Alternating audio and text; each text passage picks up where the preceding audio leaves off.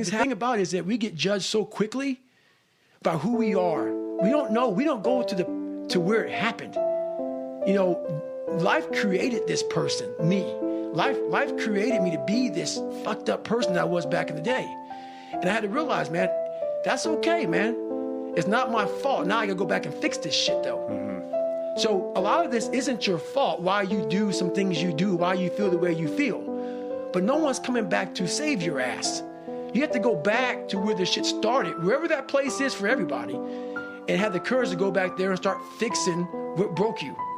And that's when I was like, hey, I'm fucked up. I'm gonna go back and fix this, though. You got to be honest with yourself 100%. about where you're at. 100%. People don't like that. Oh, it's ugly. Yeah. And what's funny about it is that as you're trying to fix yourself and dig yourself out of this deep hole that life, society, and you helped also, those people who you saw down there in that hole who were there with you, who were your friends and people who you counted on, because you meet the people in the same situation that you're in life.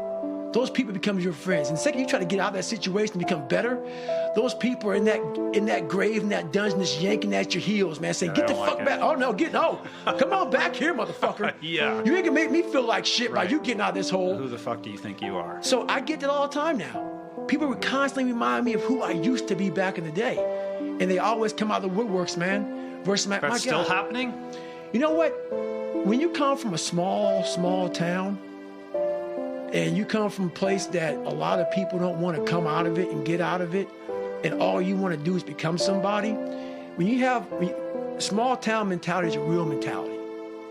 You've got to be able to get out and let your mind see open-mindedness. Because a small town, what it does to you is it closes your mind. Completely closes your mind. Not everybody. This isn't everybody. A lot of people. You have to be able to go out there and create open-mindedness. You need space.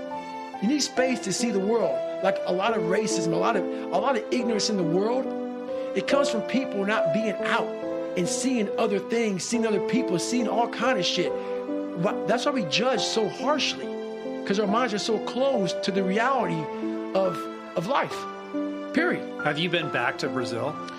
I went back to Brazil a couple of times, and I have nothing wrong with Brazil. Because once again, another thing about growth is you can't hold on to hate. You can't hold on to hate. And see, once you take a different step, so I had to take a step out of my life, because once you're in that hell, that's all you see is what's in front of you. When I stepped out of it, I saw Brazil very differently. There were a lot of great people in Brazil. Some of the best people I knew were from Brazil. But when you're in hell, all you see is a little patch in front of you of the kids that are calling you nigger, or the people that spray painted nigger, we're going to kill you on your car. People put that shit in your locker. People put that shit on your notebook in Spanish class. That's all you see. You didn't see that. My God, a lot of people fucking like me here. So once you take a step back and see the reality of the true ignorance that you're dealing with from a small group of people, that's when you get growth. Because, I went through a phase in the book I talk about, man, I was all about black and only black when I was a junior in high school, because I was so beat down. I was the most ignorant I've ever been in my fucking life when I went there.